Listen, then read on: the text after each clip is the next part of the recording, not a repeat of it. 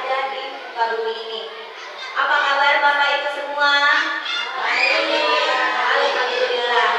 Untuk memaksimalkan waktu, kita masuk ke acara pertama. Marilah kita membuka acara ini dengan bersama-sama. Acara selanjutnya menyanyikan lagu Indonesia Raya. Kepada hadirin untuk dimohon berdiri.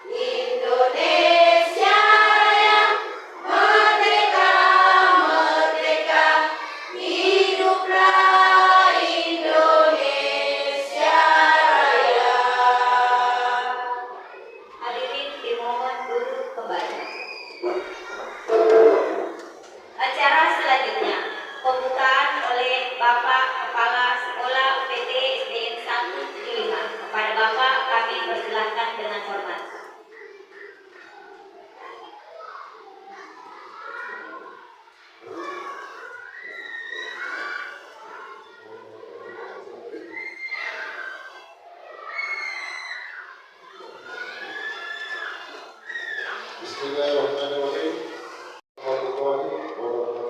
Waalaikumsalam warahmatullahi wabarakatuh.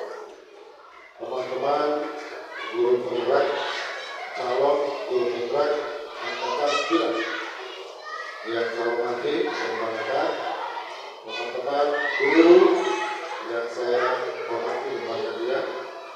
Pertama-tama mari kita mengucapkan puji dan syukur kepada Allah Subhanahu wa Ta'ala, Tuhan yang telah menganugerahkan kepada kita semua berupa kesehatan, kekuatan, iman, kesehatan dan semangat.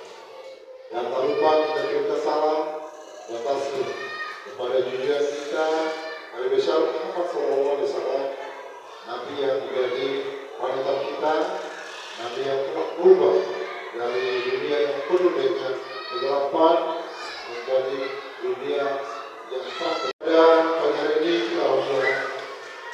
kita akan mengikuti kegiatan dari teman-teman calon guru penggerak angkatan 9, yaitu tentang diseminasi budaya positif. Oleh karena itu, saya mengharapkan kepada Bapak dan Ibu mengikuti rangkaian kegiatan yang dilaksanakan oleh teman-teman calon guru penggerak ini, supaya apa yang disajikan, materi yang disajikan oleh teman-teman bisa menjadi bahan referensi bagi teman-teman lain dalam melaksanakan kegiatan di kelasnya masing-masing dalam mengimplementasikan kegiatan diseminasi budaya positifnya dengan baca basmalah. Bismillahirrahmanirrahim. Dan saya buka dengan bismillah. Saya kira demikian. Billahi taufiq wal hidayah. Wassalamualaikum warahmatullahi wabarakatuh. Waalaikumsalam warahmatullahi wabarakatuh. Waalaikumsalam warahmatullahi wabarakatuh. Perkenalkan, nama saya Siti Ramina, CGP Angkatan 9 Kabupaten Pindrang. Ingin memaparkan tugas kami, yaitu diseminasi tentang penerapan budaya positif di sekolah. Nah, sebelum kita memasuki materi ini, kita adakan dulu eksplisit. Saya undang teman saya Ibu Dania untuk naik di sini untuk eksplisit dulu sebelum kita memasuki materi ini. Silakan. Baik, sebelum kita masuk ke materi Ibu Siti Aminah, kita ice breaking dulu untuk meredakan otot-otot yang sudah kaku dari tadi dulu. Mari Bapak Ibu guru berdiri.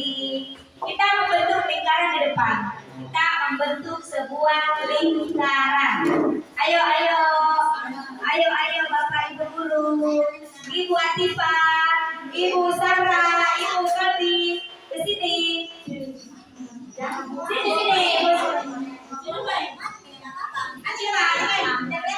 Atifah, Ibu Kalbi, Ibu Zahra. Petunjuknya, para maju sini. Petunjuknya kita akan berjalan mengelilingi ini, kemudian kita latihan dulu ya. Oke, kita mulai di sini senang, di sana senang, di sekolah senang, di rumah senang, di mana-mana hatiku senang. Ya lanjut, Ibu Dali, Ibu Dali. Ibu Dali keluar, duduk. Kita lanjut. Di sekolah senang, di rumah senang, di mana-mana hatiku senang. Iya. Harusnya Ibu Ati yang depan Ibu Atifah. Ya, itu tadi sedikit dari kita. Terima kasih. Selanjutnya, materi yang ingin saya paparkan yaitu membuat keyakinan kelas. Pasti guru-guru di sini sebelum kita memasuki tahun ajaran baru dan memulai pembelajaran di kelas, hal yang pertama kita lakukan yaitu membuat keyakinan kelas. Agar di dalam kelas kita itu terjadi pembelajaran yang efektif. Kalau kita membuat keyakinan kelas kita itu. Nah, mengapa keyakinan kelas? Mengapa tidak peraturan kelas saja? Nah, saya ingin tanyakan, mengapa keyakinan kelas? Mengapa tidak peraturan kelas saja? Ada yang bisa menjawab? Ya, silakan Umar.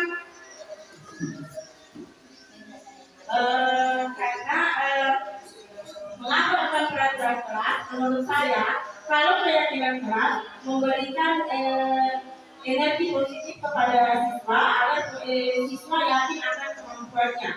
Kalau peraturan kesannya lebih keras, jadi menuntut siswa untuk takut, sehingga mereka tidak bisa untuk mengekspresikan diri. Terima kasih Bu Maria. Ya, kita boleh aplaus untuk Ibu Maria atas jawaban yang diberikan. Jadi, mengapa kita memiliki peraturan tentang penggunaan helm pada saat mengendarai kendaraan roda 2 atau motor? Kemungkinan jawaban Ibu itu adalah untuk menjaga keselamatan. Dan yang kedua, mengapa kita memiliki peraturan tentang penggunaan masker dan mencuci tangan setiap saat? Kemungkinan jawaban kita adalah untuk kesehatan dan keselamatan. Itulah dengan adanya nilai keselamatan atau kesehatan, inilah yang disebut sebagai suatu keyakinan, yaitu nilai-nilai kebajikan universal yang disepakati secara tersirat dan tersurat lepas dari latar belakang suku, negara, bahasa maupun agama. Ya, di sini ada penjelasannya disiplin positif sebagai bentuk disiplin positif dan non-hukuman adalah teknik yang dapat digunakan untuk mengajak anak-anak bertanggung jawab dan menghormati anggota komunitasnya. Nah, di sini disiplin adalah dasar untuk mengajak anak untuk secara menyelaraskan diri sendiri dan anak orang lain. Oleh karena itu, disiplin adalah apa yang kita inginkan, orang yang Anda inginkan, anak Anda lakukan. Dan kedua, apa yang Anda tidak inginkan dilakukan. Mengapa Anda ingin dia melakukannya atau tidak? Apa tujuan dilaksanakan keyakinan kelas kita? Sebelum pembelajaran kita mulai di awal semester pertama, kita harus melaksanakan tujuan dan dilaksanakan tujuan keyakinan kelas.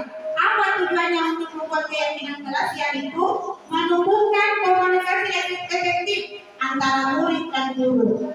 Dan kedua, memunculkan keterlibatan murid dalam menentukan keyakinan kelas yang bertanggung jawab akan keputusan yang mereka buat bersama. Ketiga, menciptakan pembelajaran yang berpusat pada murid. Jadi, sebelum kita membuat keyakinan kelas, kita ada langkah-langkah untuk pembuatan keyakinan kelas. Jadi, keyakinan kelas itu tidak dibuat oleh guru, tapi ini kesepakatan bersama oleh guru dan murid yang ada di dalam kelas.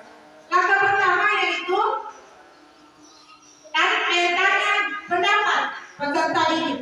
Jadi, sebelum kita membuat keyakinan kelas, kita tanya dulu pendapatnya murid kita. Apa saja keinginannya, apa saja kemauan dia. Jadi kita mendengar pendapat peserta didik kita. Dan kedua, ambil kesimpulan. Dari mengambil kesimpulan dari setiap pendapat peserta didik. Jadi kita simpulkan semua pendapatnya peserta didik sebelum keyakinan kelas itu kita bentuk. Dan ketiga, ubah ide. Ubah ide pendapat menjadi kesepakatan kelas. Yang mana itu peserta didik dan guru menandatangani kesepakatan. Selanjutnya kita pindah ke materi segitiga restitusi. Jadi kita tidak dapat melakukan penerapan segitiga restitusi di dalam kelas kita tanpa adanya pembuatan keyakinan kelas kita. Jadi tidak bisa kita lakukan penerapan restitusi ke murid kita kalau kita tidak membuat keyakinan kelas dulu. Nah, sekarang apa itu segitiga restitusi? Adalah proses menciptakan kondisi bagi peserta didik untuk memperbaiki kesalahan mereka sehingga mereka bisa kembali pada kelompok mereka dengan karakter yang lebih kuat. Si A tadi, si B. Nah, itu kita mulai mengelompok gimana sesuai minat belajar. Ini saya akan melihatkan kasus satu yang terjadi di dalam kelas saya dan pada penerapan segitiga restitusi. Nah, di sini Eca suka sekali memukul meja seperti gendang pada saat jam pelajaran dan mengganggu teman yang sedang belajar. Berikut skenario penyelesaian masalah menggunakan segitiga restitusi. Nah, di sini setelah pembelajaran selesai, saya memanggil Eca ke samping saya dan saya melakukan penerapan segitiga restitusi. Yang mana itu saya melakukan langkah pertama yaitu menstabilkan identitas, validasi tindakan, dan menanyakan keyakinan. Nah, setelah itu saya menanyakan alasan kenapa Eca berbuat seperti itu dan keyakinan kelas apa yang Eca langgar. Nah, setelah saya melakukan penerapan segitiga restitusi, Eca berjanji tidak akan mengulangi kesalahan yang dibuat yang sesuai dengan keyakinan kelas yang dia langgar, yaitu tidak saling menghargai dan menghormati teman yang ada di dalam kelas. Dan di sini ada kasus kedua, yang mana itu terjadi di kelas saya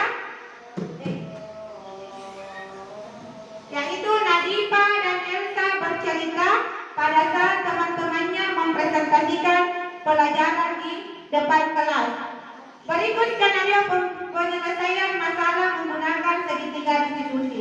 Nah, di sini juga saya panggil ke perpustakaan setelah pembelajaran selesai, di mana saya melakukan penerapan segitiga distribusi, yaitu menstabilkan identitas, validasi tindakan yang salah, dan menanyakan keyakinan.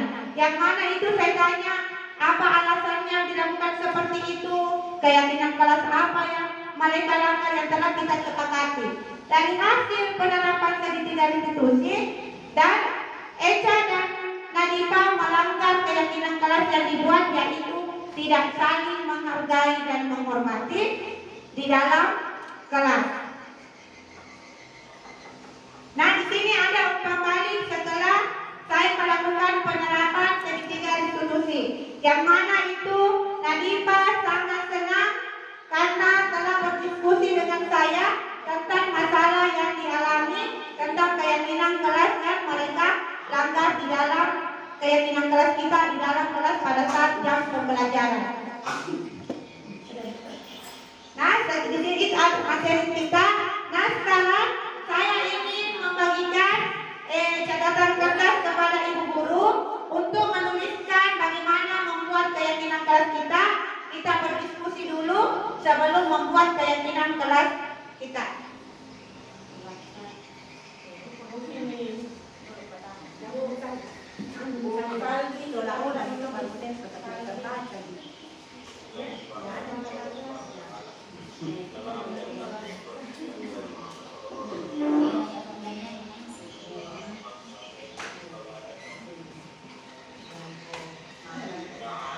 Ya, sekarang ibu guru bisa naik menampilkan keyakinan kelas yang ibu buat.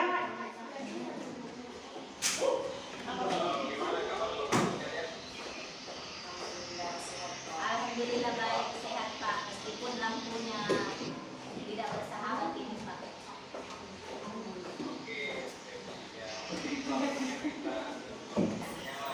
Iya Pak. Sudah, alhamdulillah Pak, sudah nyala Pak. Ya, terima kasih ya ibu guru yang hebat.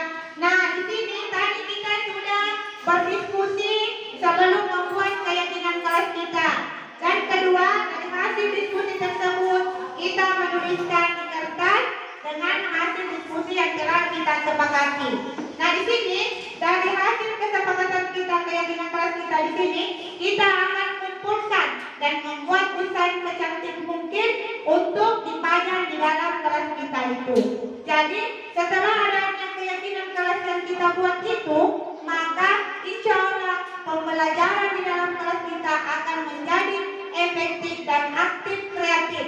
Tidak ada lagi murid-murid kita melanggar keyakinan kelas, karena sudah ada nilai-nilai yang sudah tertanam di dalam diri murid itu sebelum menuliskan keyakinan kelas yang kita buat.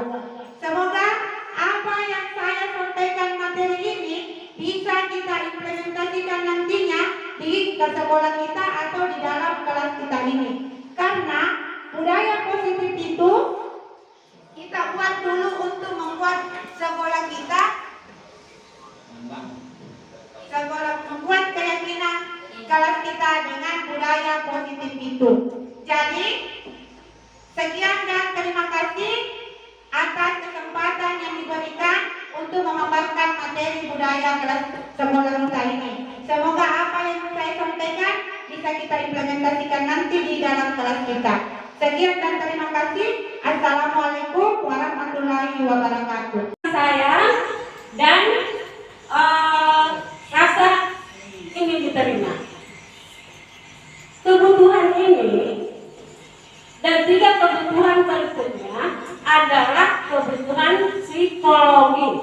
Kebutuhan untuk disayangi dan diterima meliputi kebutuhan akan hubungan dan koneksi sosial, kebutuhan untuk memberi dan menerima kasih sayang, dan kebutuhan untuk merasa menjadi bagian dari suatu kelompok.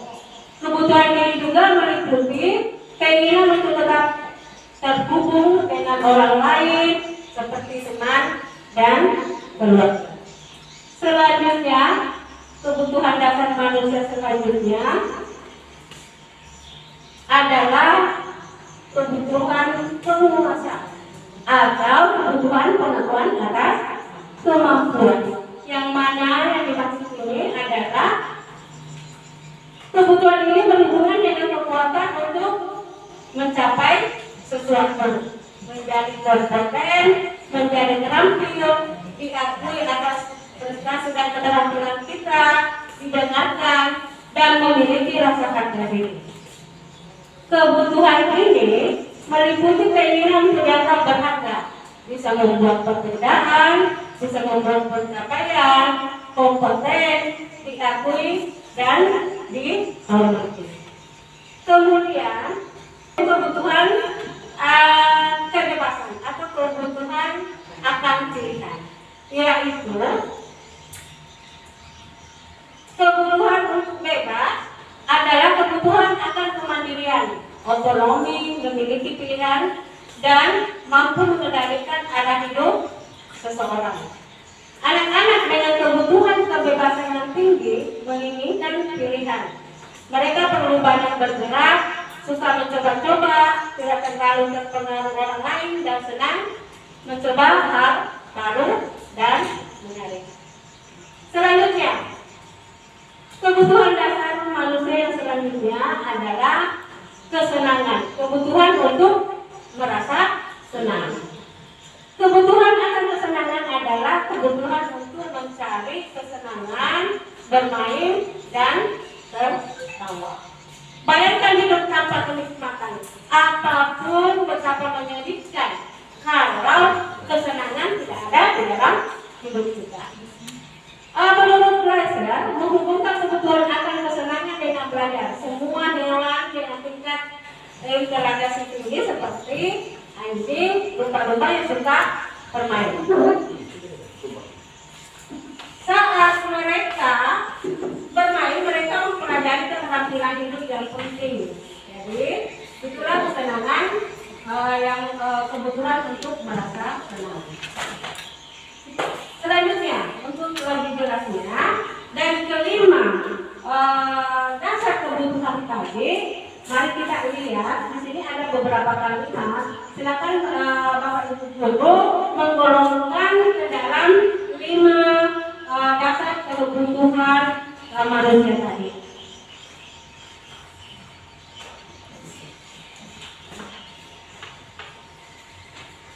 Yang pertama, aku merasa bangga dan keren. Kebutuhan apa, Kak? Dari kelima dasar kebutuhan tadi, maksud di manakah aku merasa bangga dan keren? Apakah kebebasan? Apakah itu kebebasan, kesenangan? Yang baik dulu, Bu. Dari ininya. Yang 5. Selain cinta kasih. Ya, oke. Sekarang kita lihat ya yang mana itu. Coba perhatikan kemarin.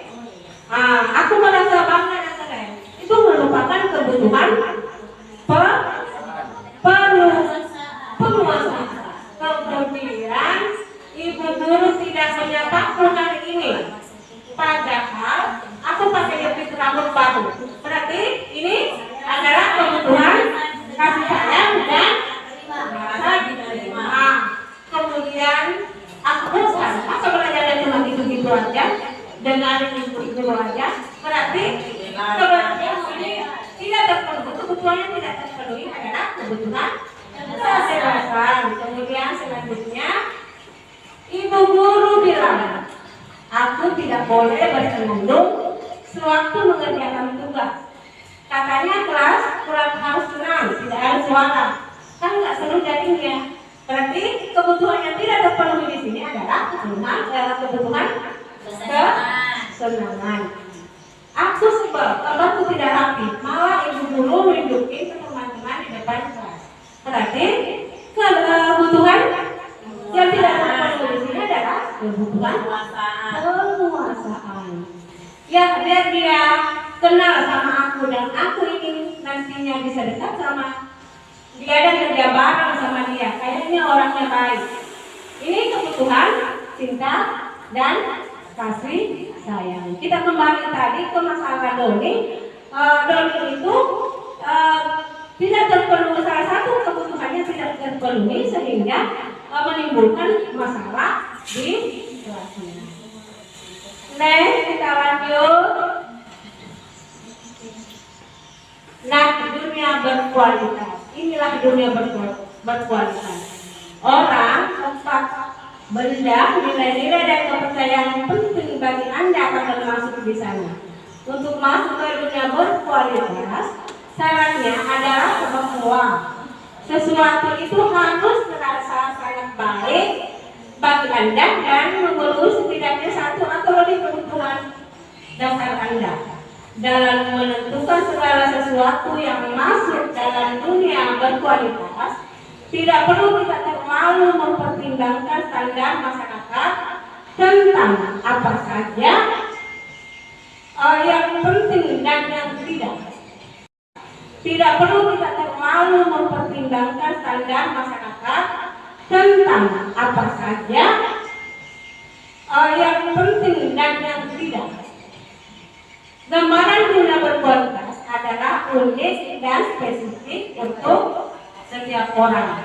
Jika Anda bisa hidup di dunia berkualitas Anda, hidup akan sempurna buat Anda. Tapi sayangnya sangat sulit untuk tinggal. Nah, itulah tadi 5 dasar kebutuhan manusia. Kita lanjut.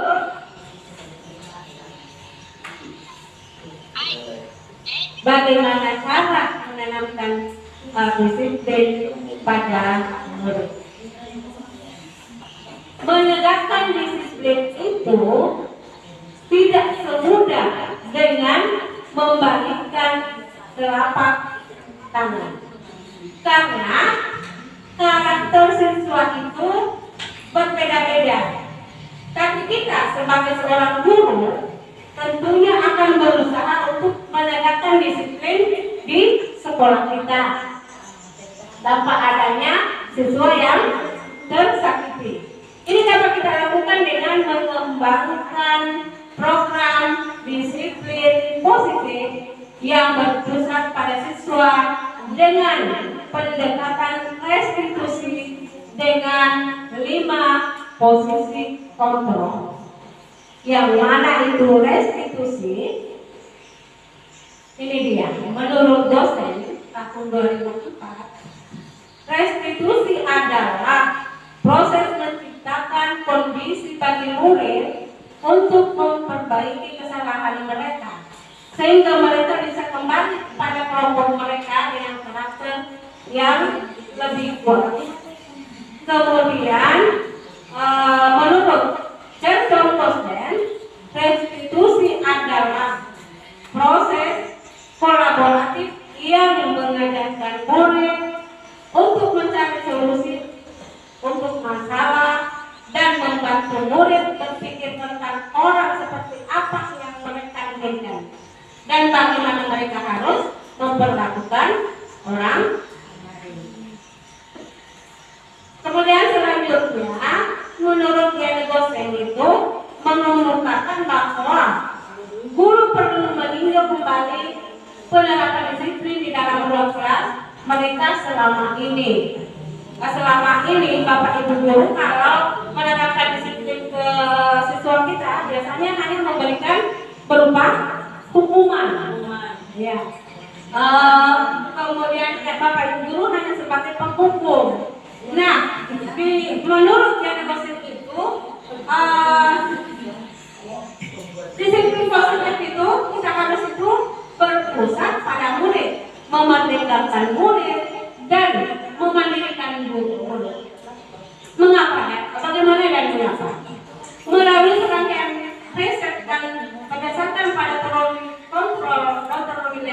Widya Prasa berkesimpulan ada 5 posisi kontrol yang diterapkan seorang guru, orang tua ataupun atasan dalam melakukan kontrol. Dari kelima kontrol itu ada dan dinamakan kontrol. Di sini kita selaku guru harus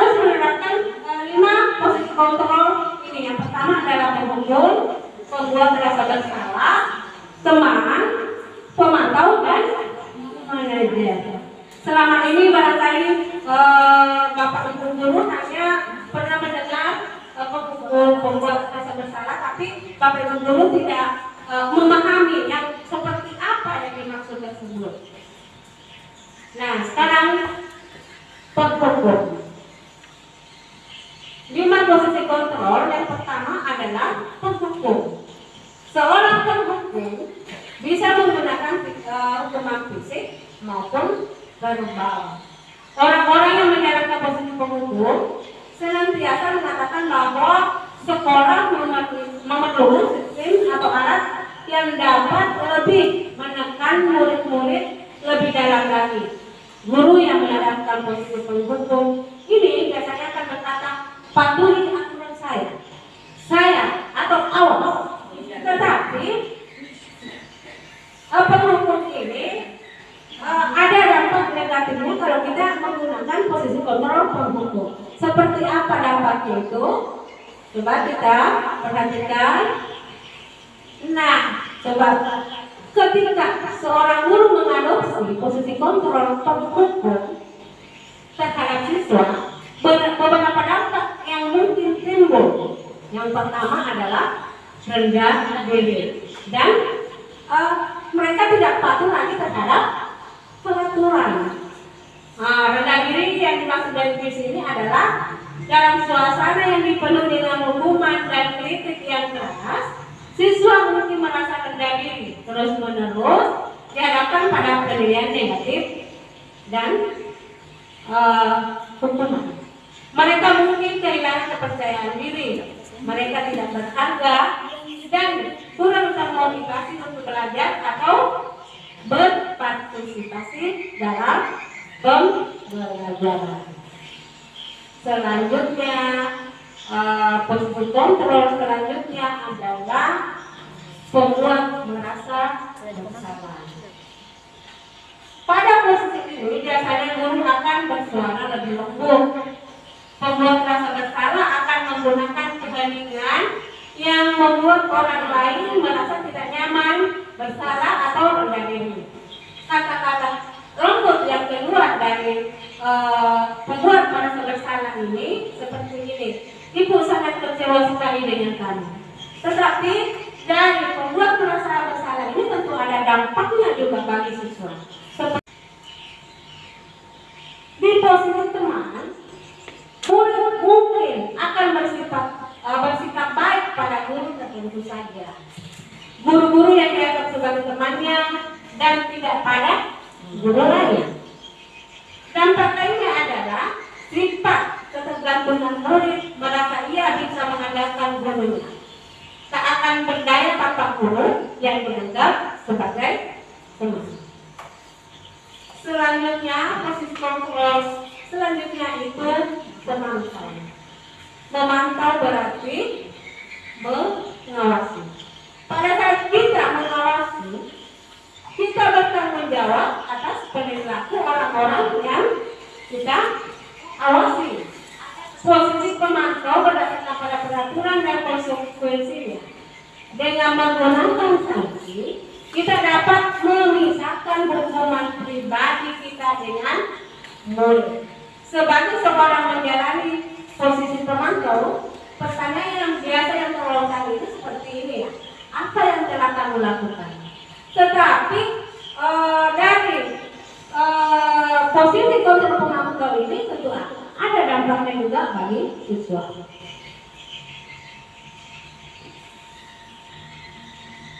Nah, di posisi ini guru bisa menggunakan catatan dalam memantau siswa. Kemudian daftar cek dan sebagainya yang digunakan sebagai bukti atas perilaku orang yang dipantau. Kemudian posisi kontrol yang terakhir adalah manajer. Manajer ini adalah posisi di mana guru berbuat sesuatu bersama dengan murid, mempersilahkan murid mempertanggungjawabkan perilakunya, mendukung murid agar dapat menemukan solusi atas permasalahannya sendiri, sehingga murid menjadi manusia merdeka, mandiri dan bertanggung jawab. Biasanya seorang manajer akan berkata, jika kamu meyakininya, apakah kamu bersedia memperbaikinya? Nah, dampak dari posisi terakhir ini, yaitu posisi manajer, seseorang yang memiliki keterampilan di posisi teman atau pemantau dapat berada di posisi manajer. Di posisi ini, seorang guru akan berkolaborasi dengan murid, memberi ruang pada murid untuk mempertanggungjawabkan perilakunya, mendidik murid menemukan solusi atas permasalahannya sendiri. Kemudian posisi manajer membantu murid untuk dapat mengatur dirinya sendiri dan dapat kembali ke kelompok dengan lebih baik. Kemudian menurut fakta di lapangan, bisa saja seorang guru kembali ke posisi teman atau pemantau bila murid belum siap diajak berdiskusi melalui restitusi. Namun kita harus ingat bahwa posisi akhir yang sebaiknya dicapai oleh seorang pendidik adalah posisi manajer. Oke, Bapak Ibu guru, setelah Bapak Ibu guru mengamati 5 posisi kontrol, nah, saya mau bertanya, selama ini Bapak Ibu guru di posisi mana? Ya, lebih banyak di posisi penghukum. Tapi Bapak Ibu guru sekali sudah melihat dampak dari kelima posisi kontrol ini. Baiklah Bapak Ibu guru, setelah memahami tentang 5 posisi kontrol tadi, saya akan membagikan beberapa gambaran kertas.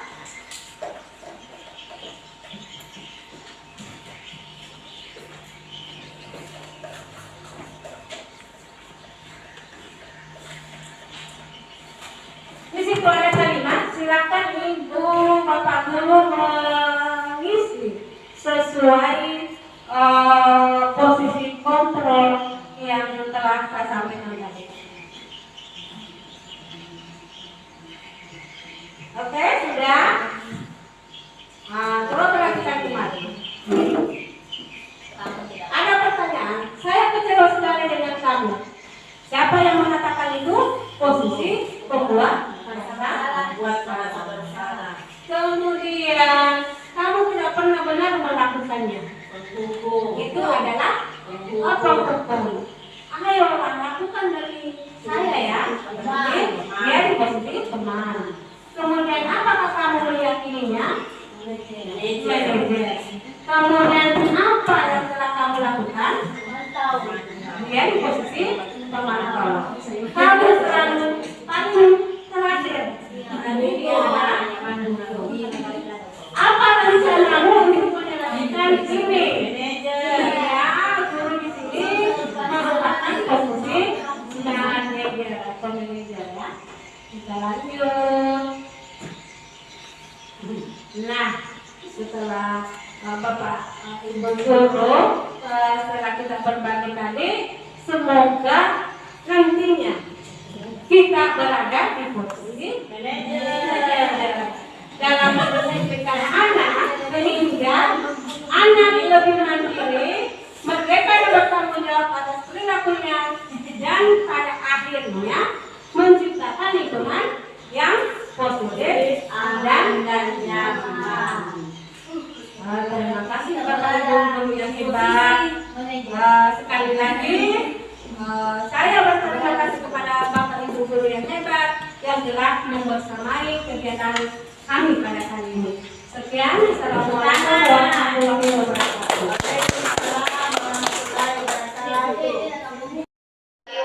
Perkenalkan, saya Dahlia SPD, calon guru penggerak angkatan 9 Kabupaten Pindrang.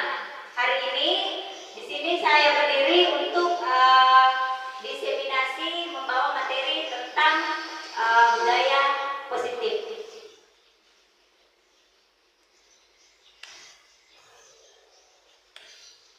Di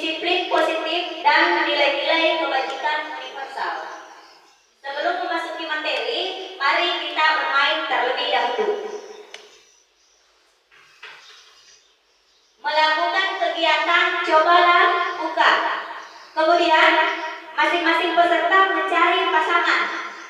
Setelah itu, si A mengepal salah satu tangannya dan membayangkan telah menyimpan sesuatu yang sangat berharga di tangannya dan menjaga benda tersebut karena begitu pentingnya untuk kehidupan. Akhirnya, si B mencoba dengan segala cara untuk membuka kepalan tangan si A.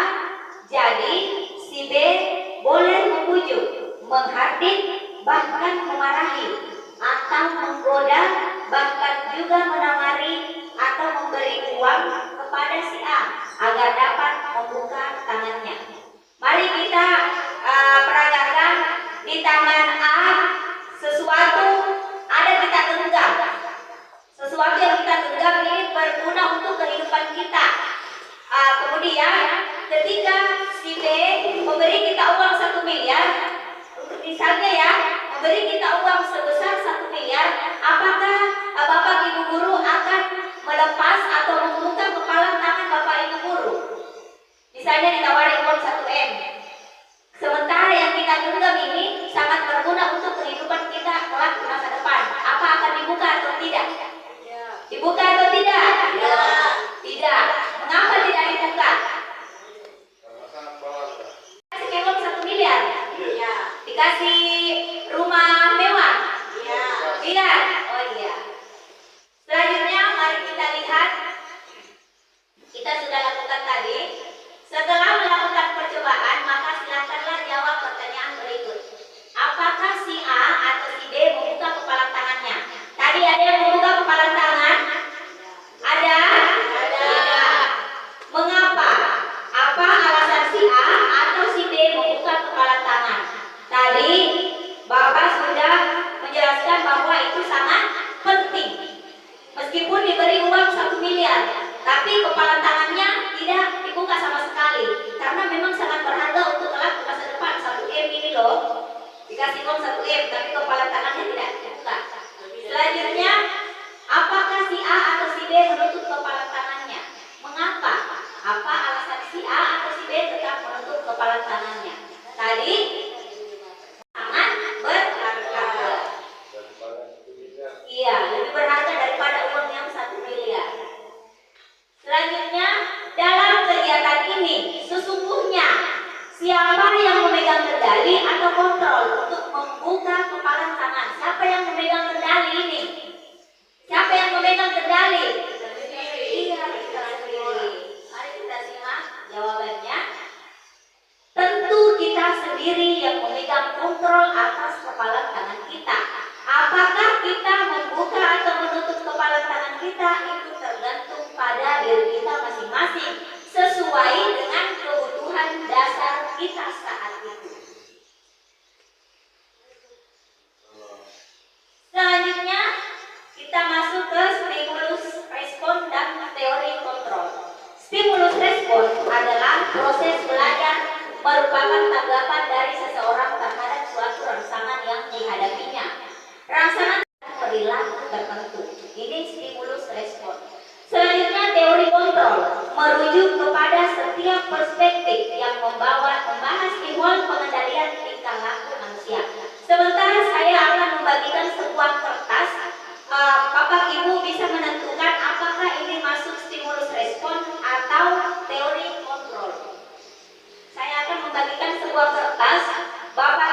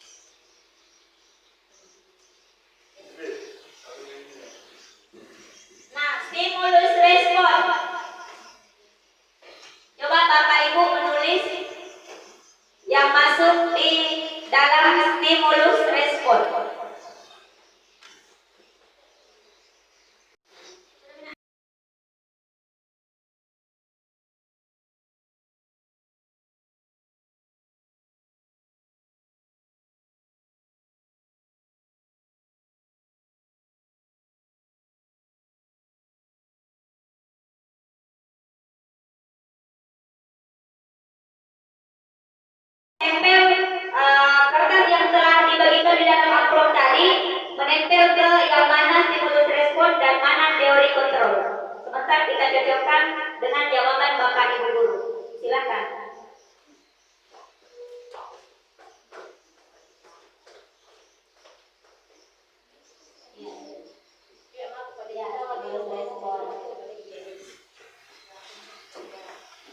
Kontrol, ya, ya.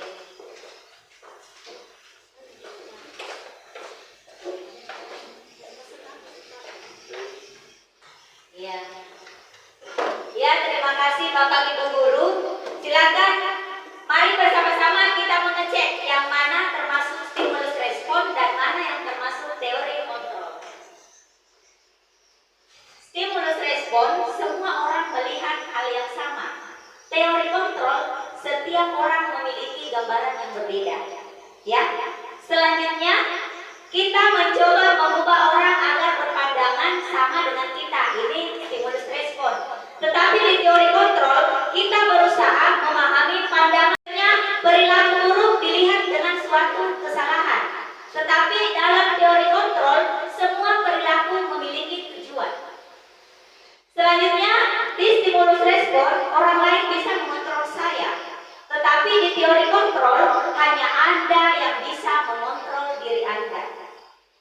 Selanjutnya, saya bisa mengontrol orang lain di stimulus respon. Tetapi di teori kontrol, Anda tidak bisa mengontrol orang lain. Kemudian, pemaksaan ada pada saat wujudan gagal. Tetapi di teori kontrol, kolaborasi dan konsensus menciptakan pilihan-pilihan baru. Dan yang terakhir, model berpikir menang atau kalah. Ini di stimulus respon. Tetapi di teori kontrol, model berpikir menang. Selanjutnya, Bapak Ki Hajar Dewantara menyatakan bahwa di mana ada kemerdekaan, disitulah harus ada. Sesungguhnya disiplin itu pun bersifat self-disiplin, yaitu kita sendiri yang mewajibkan kita dengan sekeras-kerasnya. Tetapi itu sama saja, sebab jikalau kita tidak cakap melakukan self-disiplin, wajiblah penguasa lain mendisiplinkan diri kita dan peraturan demikian. Itulah harus ada di dalam suasana yang merdeka.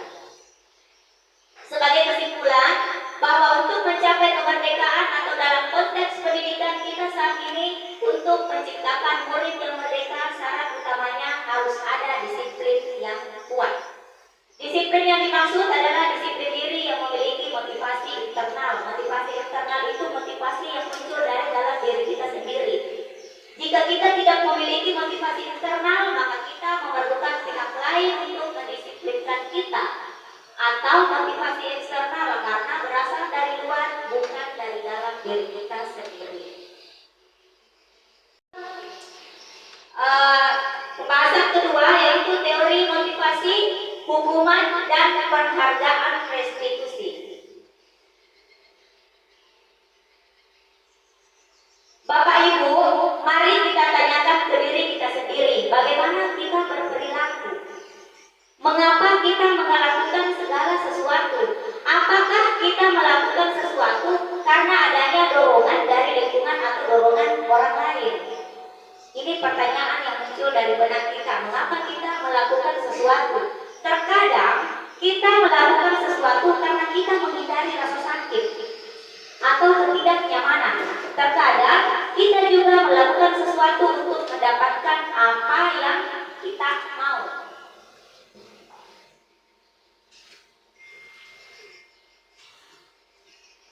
Selanjutnya, ada 3 motivasi perilaku manusia menurut Diana Bosen. Pertama, untuk menghindari ketidaknyamanan atau hukuman.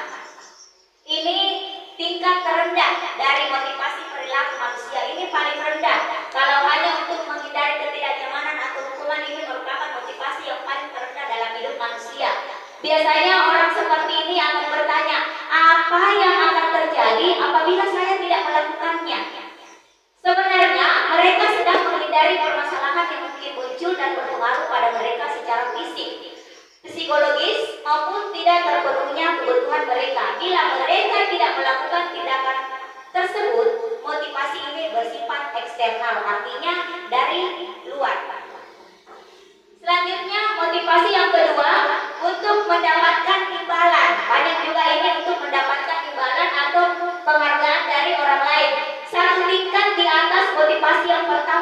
Di sini orang berperilaku untuk mendapatkan imbalan atau penghargaan dari orang lain. Bertanya, apa yang akan saya dapatkan apabila saya melakukannya?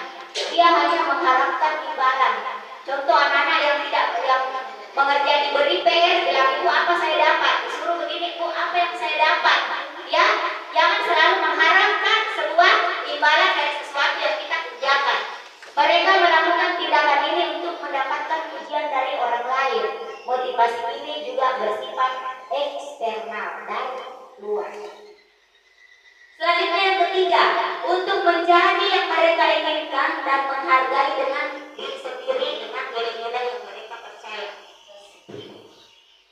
Orang dengan motivasi ini akan bertanya, akan menjadi orang yang seperti apa apabila saya melakukannya.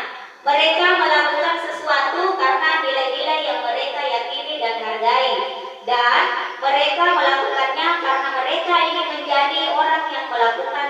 Karena motivasi ini sifatnya internal, dari dalam diri kita sendiri, bukan dari eksternal. Nah, selanjutnya kita pindah ke hukuman atau konsekuensi. Ada yang bisa menjelaskan apa itu hukuman? Ya.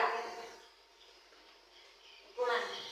Terima kasih atas kesempatan yang diberikan. Hukuman adalah sanksi yang diberikan untuk memberi efek jerah kepada pelakunya. Terima kasih. Terima kasih. Ya, hukuman berupa efek jerah. Kalau konsekuensi, apa konsekuensi?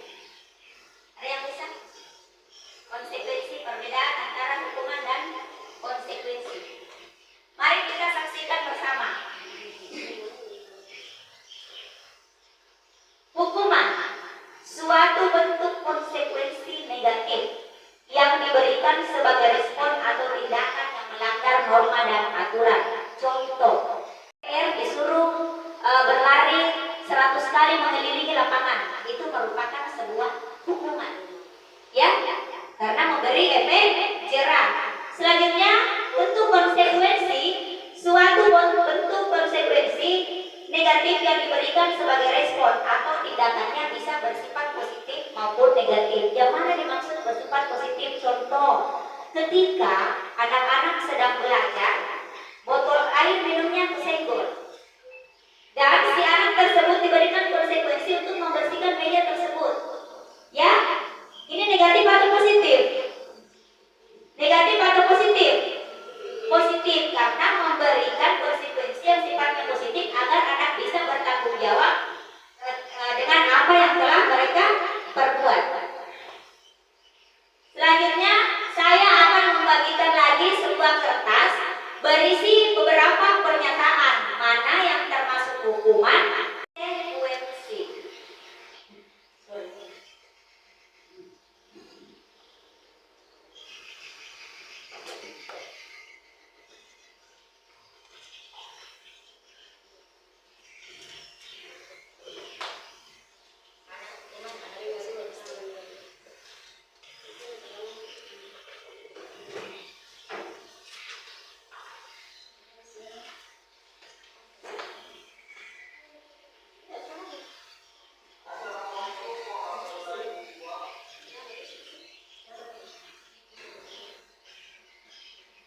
Baik, coba Bapak Ibu sebutkan yang Bapak ketahui, Bapak tadi gugur ketahui tentang hukuman, contoh hukuman. Oh iya, Ibu, konsekuensi. Menggantikan kertas tugas teman yang telah dicoret-coret. Lanjut. Bertemu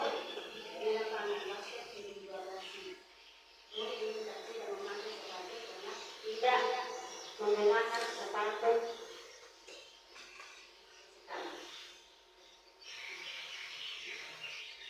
berdiri di depan kelas saat mengangkat kaki satu karena tidak bisa menjawab pertanyaan. Itu termasuk apa? Ya. Membersihkan WC sekolah karena mematahkan pensil kawannya. Ya, termasuk termasuk hukuman. Mari kita lihat yang mana termasuk hukuman dan konsekuensi. Yang termasuk hukuman, mencatat saya tidak akan terlambat lagi karena terlambat ke sekolah. Lari mengelilingi lapangan basket 2 kali karena terlambat hadir di sekolah. Mungkin Bapak Ibu guru sudah ada yang biasa melakukan ini. Selanjutnya, murid diminta untuk push up 15 kali karena tidak menggunakan masker di sekolah. Ini merupakan sebuah hukuman. Jadi seorang guru itu untuk memerdekakan siswanya, hukuman itu ini tidak boleh lagi ada di sekolah. Hukuman. Selanjutnya, berjemur di lapangan basket pukul 12 siang karena mengobrol dengan teman. Selanjutnya, murid diminta bertelanjang kaki sepanjang hari karena tidak menggunakan sepatu warna hitam sesuai peraturan sekolah. Selanjutnya, hukuman berdiri di depan kelas sambil mengangkat kaki satu karena tidak bisa menjawab pertanyaan. Ini termasuk hukuman. Selanjutnya, membersihkan WC sekolah karena mematahkan pensil kawannya. Ini yang seringkali kita berikan kepada anak didik kita. Selanjutnya, konsekuensi membersihkan coretan yang dibuatnya di meja tulis. Selanjutnya, menggantikan kertas tugas teman yang telah dicoret-coret dan membersihkan tumpahan air di meja tulis karena tersenggol pada saat belajar. Ini merupakan sebuah konsekuensi. Ini dihukum oleh penghargaan. Apa yang dimaksud dengan dihukum oleh penghargaan? Saat kita berulang kali menjanjikan hadiah kepada anak-anak agar berperilaku bertanggung jawab, atau kepada seorang murid agar mempelajari sesuatu yang baru, atau kepada seorang karyawan agar melakukan pekerjaan yang berkualitas, kita sedang berasumsi mereka tidak dapat melakukannya atau mereka tidak akan memilih untuk melakukannya. Ini dihukum oleh penghargaan. Selanjutnya, apa pengaruhnya? Pengaruh hukuman tersebut panjang.